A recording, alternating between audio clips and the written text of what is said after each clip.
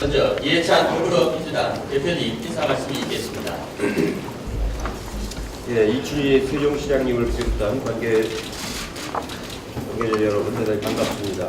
그동안에는 제가 지역구 국회의원으로서 여러분들하고 주로 만났는데 오늘은 더불어민주당 대표로서 만나니까 감회가 새롭습니다. 지난 금요일날 전라남도에서 첫 번째 예산정책협의회를 했고 오늘은 이제 세종시가 두 번째로 정책협의를 하게 됐습니다. 그만큼 세종시가 저희 민주당에게는 각별하게 소중하다는 그런 뜻입니다.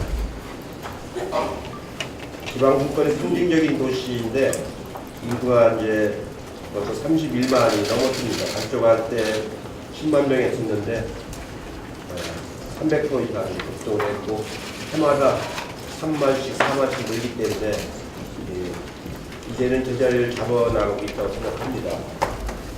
전반적으로 행정기능의 상당수가 이제 세종시로 왔고 앞으로 더 이제 올 예정이라서 실질적인 행정 수도로서의 기능을 이제 갖춰나가도록 하고 헌법 개원 시에는 가능하게 당연히 추진을 하도록 하겠습니다. 지금 세종시는 여러 가지 현안 과제들이 있는데 일단 이제 여러분들이 잘 설명을 하실 텐데 인근 대전이라든가 청주라든가 이 공주하고 서로 이렇게 같은 생활권이기 때문에 연계해서 발전시키는 것이 바람직하다고 생각을 합니다. 특히 5-1구역에 지금 만들고 있는 스마트 시티는 시범적인 도시로서 거기서 얼마만큼 좋은 도시를 만들어내느냐에 따라서 앞으로 여러 다른 지역이라든가 혹은 외국에까지 스마트 시티를 수출할 수 있는 좋은 사례를 만들어내는 것이 매우 중요하다고 생각을 하고 있습니다. 실제로 우리나라 이 좁은 땅에 수도권에 맞은 모든 게 밀집되어 있기 때문에 국가 균형발전 차원에서 세종시를 잘 만드는 것이 매우 중요하지만 근본적으로는 국가 전체가 골고루 발전하도록 하는 것이 중요합니다. 이번 정기국회에서 지방이양 일괄법을 이제 통과시켜서 여러 가지 중앙정부의 업무들이 일괄적으로 지방으로 이양될 수 있도록 그렇게 노력을 하겠습니다. 아무쪼록 세종시가 이춘희 시장님을 비롯해서 이원재 한국청장님과 함께 좋은 도시로 발전하기를 기대하겠습니다. 일단 예산에 관련된 것 별도로 다시 또 말씀드리겠습니다. 이상입니다. 감사합니다. 박주민 최고위원님 인사 말씀이 있겠습니다. 예, 아까도 말씀드렸지만 세종시는 사실 민주당이 만든 도시라고 할 수 있습니다. 세종시를 추진한 이해찬 당대표님과 함께 세종시를 방문하게 된 것에 대해서 매우 뜻깊게 생각합니다. 세종시 지난해 리얼미터 전국 방역단체 평가조사에서 주민생활 만족도 부문에서 8개월 연속 1위를 했습니다. 전국 최고 수준의 공원도시, 안전도시 인정받고 있는 것인데요. 이춘희 시장님과 여기 계신 분들의 노고 덕분인 것 같습니다. 이런 세종시가 더욱더 제대로 된 기능을 발휘해야 될 것 같고요. 관련돼서 지난해 개헌논의가 한창일 때 세종시에서 진행한 여론조사를 보니까 세종시의 행정수도 기능을 부여하는 것에 대해서 국민 중에 58.2%가 찬성을 했더라고요. 국민들의 인식도 많이 바뀐 것 같습니다. 앞으로 세종시가 대한민국 중심도시로 거듭날 수 있도록 그래서 국가 균형 발전이라든지 현재 이루어지는 여러 가지 기후의 문제를 해소한다든지 하는 것에 도움이 될 수 있도록 더불어민주당도 힘을 보탤 것이다 라는 약속의 말씀을 드립니다. 이상입니다. 감사합니다. 박광훈 최고위원님 인사 말씀이 있겠습니다. 네, 감사합니다. 박광훈입니다. 좀 전 최고위원회의에서 많은 분들이 국회 세종의사당에 관해서 많은 얘기를 하셨는데 많은 국회의원님들이 그걸 느낍니다. 고위공직자분들이 거의 국회에 와서 체류하는 시간 그다음에 세종에서 왔다 갔다 하는 시간, 이 시간 때문에 이중 생활을 하고 있다. 서울에 또 이 거소를 마련하고 세종의 거소를 마련, 또 하나 서울의 사무실을 또 마련. 굉장히 국가적으로 봤을 때 낭비적 요소가 있고 비효율성이 아주 집약된 이런 이 현상이 국회와 행정부 사이에 지금 벌어지고 있는 겁니다. 이것을 해소하는 것이 제가 말씀드린 것처럼 국가 경쟁력을 강화하는 차원에서 매우 중요하다 하는 점을 거듭 말씀드리고요. 시중에 그런 얘기들이 있죠. 1급은 하루 머물고 2급은 이틀 머물고 그런 얘기가 있지 않습니까? 실질적으로 세종시의 행정부처의 고위공직자들이 세종시에 머무는 시간이 보다도 세종시에 머무는 시간보다도 오히려 국회나 서울에 머무는 시간이 많다. 이건 대단히 비정상적인 것으로 해소하지 않으면 안 될 중요한 과제다. 그 첫 번째가 세종의 의사당을 설치하는 것이다. 이렇게 저는 보고 있습니다. 그리고 많은 분들이 그렇게 얘기를 하고 있습니다. 다만 이제 기술적으로 어떻게 그걸 조화시켜 나갈 것인가 하는 것은 앞으로도 논의를 해야 되겠지만 1차적으로 어쨌든 국회에 상당히 평소에 행정부와 논의가 많이 이루어지고 있는 그런 단위는 세종으로 옮겨오는 것이 공직사회뿐만 아니라 우리나라 전체 어떤 행정의 효율성, 의정의 효율성을 높이는데 매우 중요하다 이렇게 보고 있고 이 문제를 해소하기 위해서 저희들도 최대한 노력을 하겠다는 말씀을 드립니다. 고맙습니다. 예, 감사합니다. 서른 최고위원님 인상을 드리겠습니다. 네.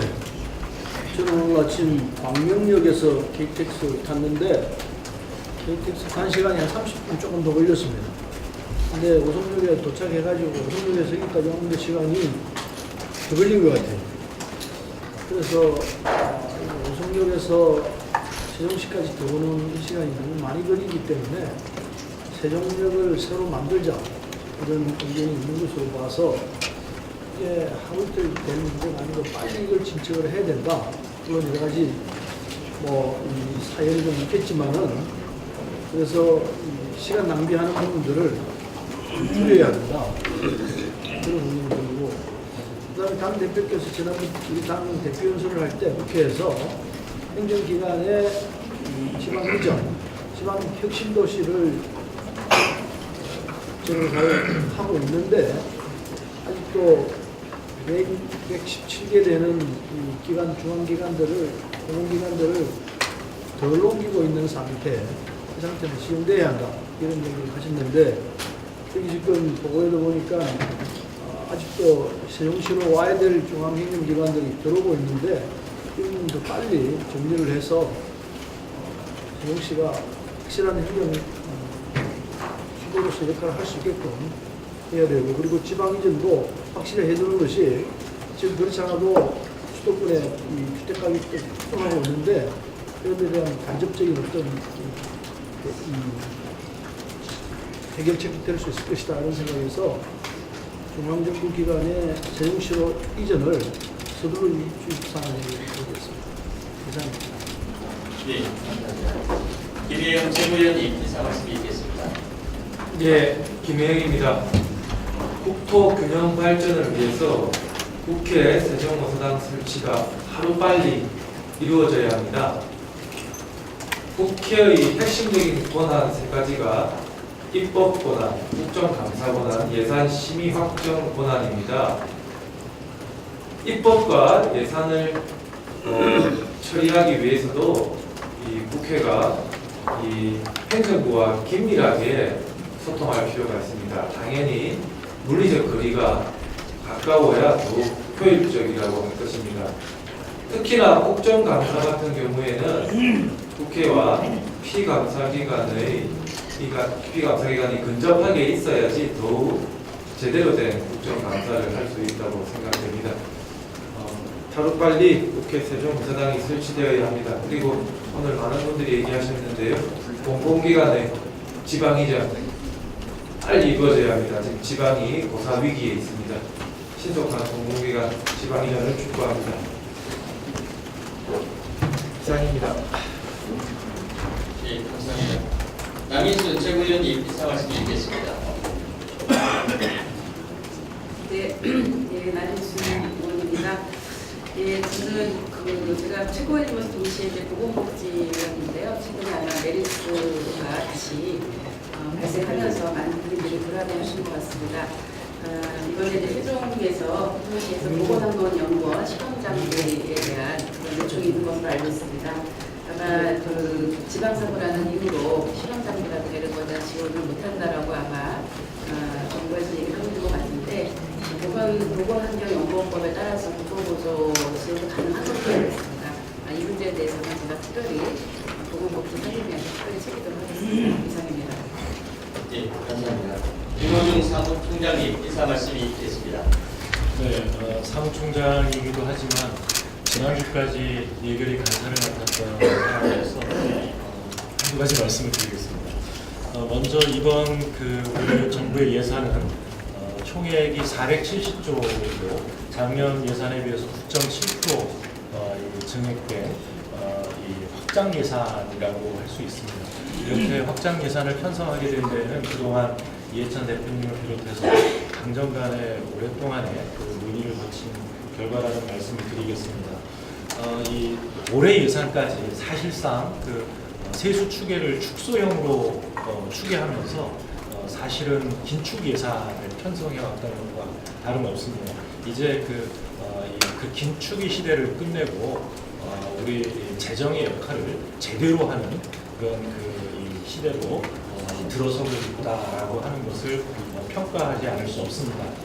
그런데 그냥 재정을 늘리는 것이 아니라 이것을 보다 더 일자리 친화형으로 그리고 지역 친화형으로 그래서 지역에 밀착되어 있는 예산을 편성해서 이 예산을 규모 있게 쓰는 것이 대단히 중요한 과제가 아닌가 싶습니다. 오늘 이 자리는 바로 세종시와 함께 예산정책 협의를 통해서 올해의 예산을 좀 더 지역 친화형이고 지역 균형 발전에 다가가는 그런 예산을 만들기 위해서가 아닌가 이렇게 생각을 합니다.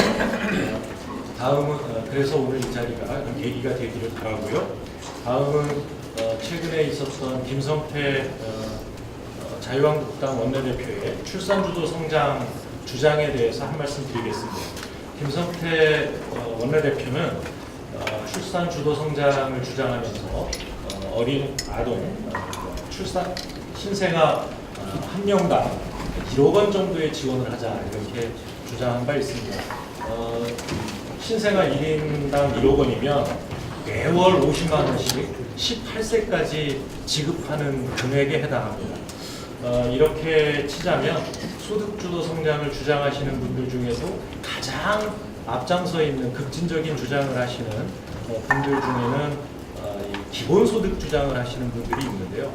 사실상 신생아들에게 기본소득을 제공하자라고 하는 이 주장과 크게 다르지 않습니다.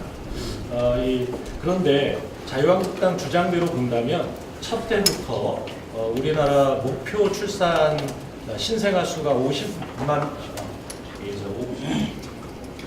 명 정도라고 할 때 약 1년에 30조 정도가 들어가고 매년 30조씩 늘려가자라는 이야기가 됩니다.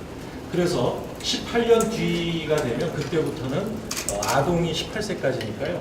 18세까지 가면 18년 뒤에는 540조의 재정 부담이 발생합니다.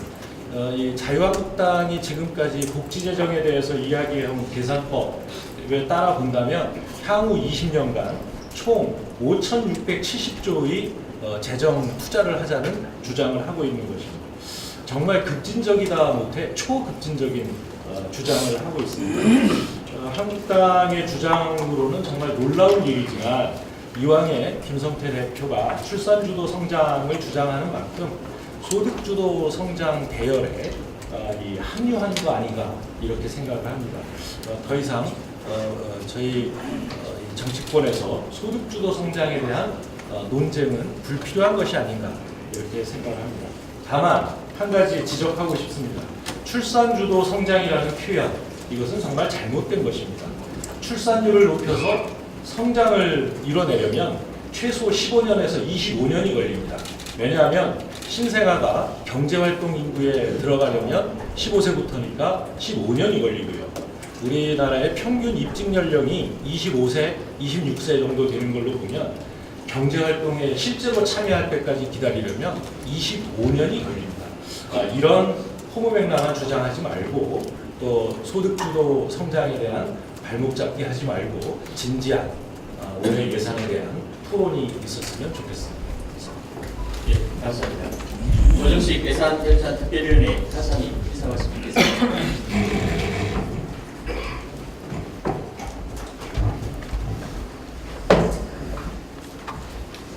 네, 이제 이번 주부터 예산결산위원회 간사를 맡게 된 조정식입니다. 네, 이번 주부터 이제 예결위 활동을 시작하면서 첫 번째 세종시를 방문하게 돼서 또 이춘희 시장님, 또 서운택 의장님, 또 시의원님들, 또 우리 이원재 행정총장님, 여러 공직자분들 뵙게 돼서 대단히 반갑고 따뜻하게 저희들 맞아주셔서 감사하다는 말씀을 드리겠습니다. 먼저 여기 이 지역이 지역구이신 또 저희 이해찬 대표님 말씀 주셨습니다. 세종시가 2012년 출범 당시에 인구가 약 10만 명이었다 지금은 8월 말 기준으로 31만 명을 넘었다고 합니다. 그래서 지금 세종시는 행정복합중심도시 복합도시의 2단계인 성숙 단계를 아주 성공적으로 잘 추진하고 있고 그렇게 해서 지금 행정수도로서 앞에 기제를 갖고 잘 나아가고 있다고 봅니다. 그것은 여기 행정의 수장이신 이춘희 시장님, 또 건설한 행복청, 그리고 특히나 이해찬 대표님을 비롯한 여러 의원님들 아주 각고의 노력 덕분이라고 그렇게 생각을 합니다. 올해가 세종시 출범 이제 6년째이고 이제 세종시정이 3기를 맡게 된 해죠. 그런 점에서 이제 세종시가 본격적으로 행정 수도로서의 역할과 국가균형 발전을 주도하는 그런 이제 중요한 정의를 받았다고 생각합니다. 세종시에 여러 현안들이 지금 있습니다. 좀 이따가 이제 세종시에서 말씀을 주겠습니다만 세종시의 건의사항 중 국회 분원 조치나 국민행정대학원, 세종 테크노파크 이런 사항들은 저희 더불어민주당이 공약했던 사항이기도 합니다. 그래서 이에 대해서는 당 차원에서 각각은 크게 관심 갖고 차질 없이 진행될 수 있도록 최선을 다해보겠습니다.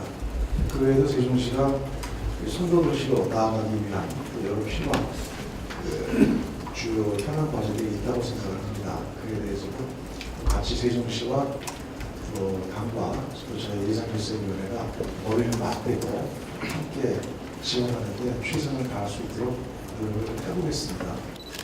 지난해에도 예산정책협의회를 통해서 여러 가지 현안들을 건의했었는데 적극적으로 반영해 주셔서 고맙다는 말씀드리고 또 금년의 예산정책협의회에 대해서도 그만큼 기대가 크다는 말씀드리겠습니다. 아까 최고위원님들께서도 말씀을 하셨습니다만 우리 세종시는 어찌 보면 우리 더불어민주당이 시작을 했고 또 완성시켜야 되는 책임도 역시 우리 당에 있는 것이 아닌가 이렇게 생각합니다. 지난 10년 동안 어찌 보면 지지부진했다고밖에 표현할 수가 없는데도 많이 늦어졌기 때문에 다행히 인구는 계획대로 증가하고 있는데 우리 시민들이 살아가는 데 필요한 그리고 당초에 계획에 반영되어 있었던 기본적인 인프라가 제대로 갖춰지지 않아서 많은 고초를 겪고 있습니다. 어려움을 겪고 있습니다. 그래서 무엇보다도 중요한 것이 역시 국회 분원, 국회 의사당 설치라고 생각합니다. 다른 필요성을 느끼고 있습니다만 국가 균형 발전을 위해서도 필요하고 또 우리 행정의 효율성 향상을 위해서도 필요한 일이고 나아가서는 지금 현재 상황을 보면은 우리 고위공무원들하고 이제 실무진들이 떨어져서 지내다 보니까 여러 가지 국가 정책의 품질 그 측면에서도 문제가 될 수 있습니다. 그래서 국가 정책의 품질 향상을 통한 국가 경쟁력 향상을 위해서도 국회 세종의사당은 꼭 필요한 것이 아닌가 생각을 해서 특별히 이 부분에 대해서 좀 특별한 관심을 가져주시고 또 앞으로 국회에서 개헌 논의가 이루어지게 되면은 위원 결정으로 인한 행정수도 지금 현재 반토막이 나서 행정급식 복합도시로 건설되고 있는데 제대로 된 행정수도가 될 수 있는 그런 여건을 만들어 주십사 그런 부탁을 말씀드리겠습니다. 국회 세종의사당 설치와 관련해서는 작년도에 금년도 예산으로 의사당 설치를 위한 연구 용역비 2억 원이 반영되었습니다. 아직까지 집행이 되고 있지 않는데 국회 사무처에서도 조만간 연구 검토에 들어갈 것으로 생각하기 때문에 내년도에는 설계비가 반영이 돼서 아마 내년 초에 설계 빡빡 들어가기는 연구 용역이 끝나지 않겠습니다만 내년 하반기에 연구 용역이 끝나고 설계에 들어간다 하더라도 설계 용역비는 지금 내년도 예산을 반영해야 되기 때문에 국회의사당 설계 용역비 한 50억 정도가 꼭 좀 반영되었으면 좋겠다 싶은 생각이 들고 두 번째는 국립행정대학원 설치 문제는 대통령께서 공약을 하셨고 또 관계부처에서 지금 연구 공부가 진행이 되고 있는데 이건 역시 지금 정부 안에 연구 공부가 끝나지 않은 상태라서 반영이 되고 있지 않아서 국회 차원에서 당 차원에서 대통령 공약을 실행한다는 그런 의미에서도 국립행정대학원 학술을 위한 용역비가 좀 필요하다는 말씀을 드리겠습니다. 우리 세종시는 설치가 된 지가 출범한 지가 6년밖에 되지 않기 때문에 다른 시도에서는 당연히 갖추고 있는 시설들마저 시인을 넣었습니다. 예를 들어서 17개 시도 중에서 테크노파크가 하나도 없는 데가 우리 세종시입니다. 그리고 아까 남인순 최고위원님께서 말씀을 주셨습니다만 보건환경연구원 지난번에 3년 전에 메르스 사태 났을 때 검체를 하려면은 보건환경연구원에서 본에서 검체를 해야 되는데 저희가 없으니까 충북 가서 하고 충남에 가서 하는데 거기는 자기들 먼저 하고 난 뒤에 우리 거 처리했단 말이에요. 그래서 이게 정부 부처들도 와 있고 그래서 안전하게 일을 할 수 있는 여건을 만들어준다는 차원에서도 보건환경연구원 지금 건물은 이제 건설되고 있습니다. 필요한 장비나 이런 것들도 꼭 좀 배워줬으면 좋겠다 말씀드리고요.